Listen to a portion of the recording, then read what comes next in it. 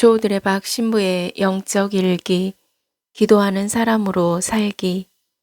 오늘도 일과를 마치고 집으로 가기 위해 병원 문을 나섰습니다. 나는 휠체어에 앉아 지나던 택시를 세웠습니다. 첫 번째 택시가 서더니 내가 장애인인 것을 보고 그냥 지나갔습니다. 번거로웠겠지요. 두 번째 택시도 그냥 지나갔습니다. 세 대, 네 대, 10대 이상의 빈 택시가 지나갔고 나는 늦은 밤까지 길바닥에 버려진 채 있어야 했습니다. 나는 떠나가는 택시를 보며 기도하기 시작했습니다.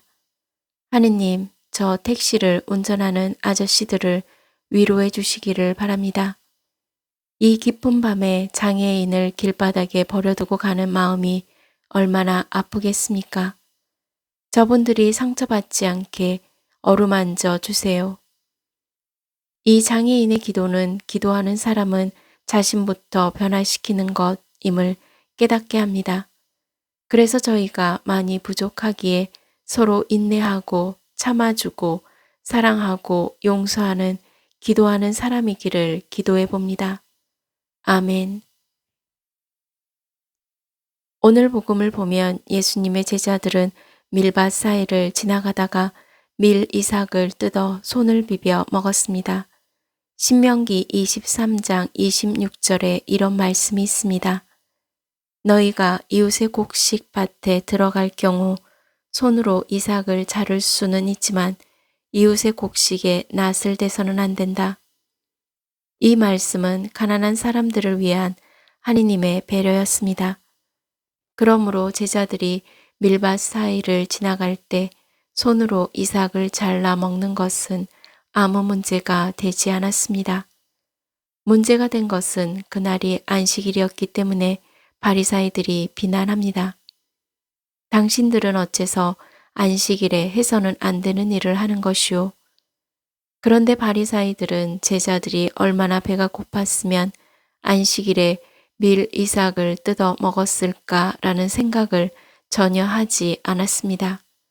그들에게는 한 사람을 품을 수 있는 하느님의 자비와 사랑이 없었습니다. 그러자 예수님께서는 다윗과 그 일행에 관한 이야기를 하시면서 사람을 굶겨 죽이는 것이 더 큰 죄임을 말씀하고 계십니다.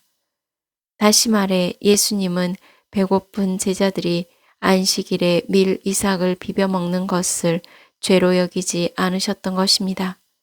이처럼 예수님께서는 사람들을 보실 때 사랑과 자비의 마음으로 배고프고 어려움 중에 있는 사람들의 형편을 이해하여 주셨습니다.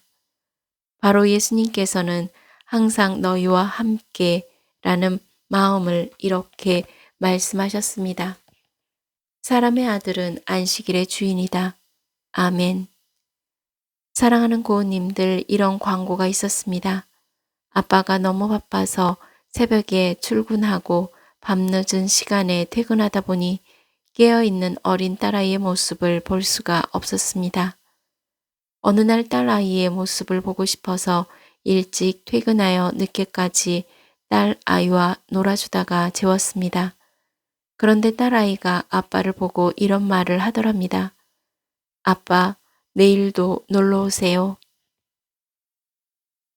아빠는 딸아이의 말에 충격을 받고 모든 것을 멈추고 사랑하는 딸아이의 얼굴을 쳐다보며 놀아줍니다. 그런 딸아이의 얼굴을 본 아빠의 첫 마디 무엇이었을까요? 내 딸 참 예쁘구나. 모든 것을 멈추고 보니. 이제 고우님들도 잠시 멈추고 하느님께서 계약의 궤에 관해 이야기하는 탈출기 25장 22절에 머물러 보십시오.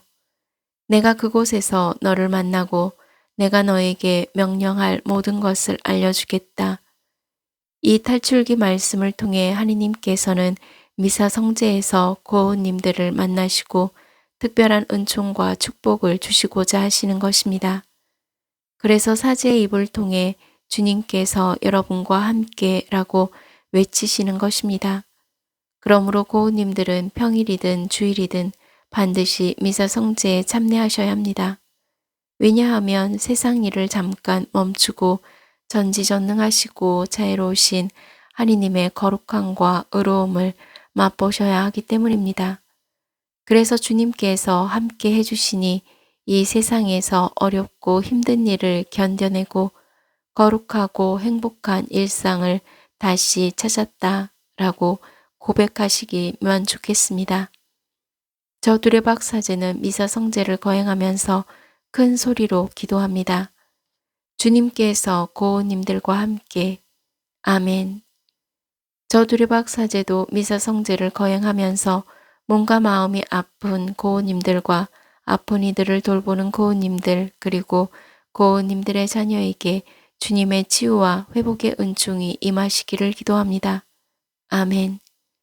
영적 일기를 마무리하면서 주님께서 항상 함께 하시는 거룩하고 행복한 일상을 보내는 고우님들이 지금도 먼 훗날 생의 마지막 날에도 주님을 향한 변함없는 믿음과 희망과 사랑으로 치유와 회복의 은총을 누리시기를 주님의 이름으로 강복합니다.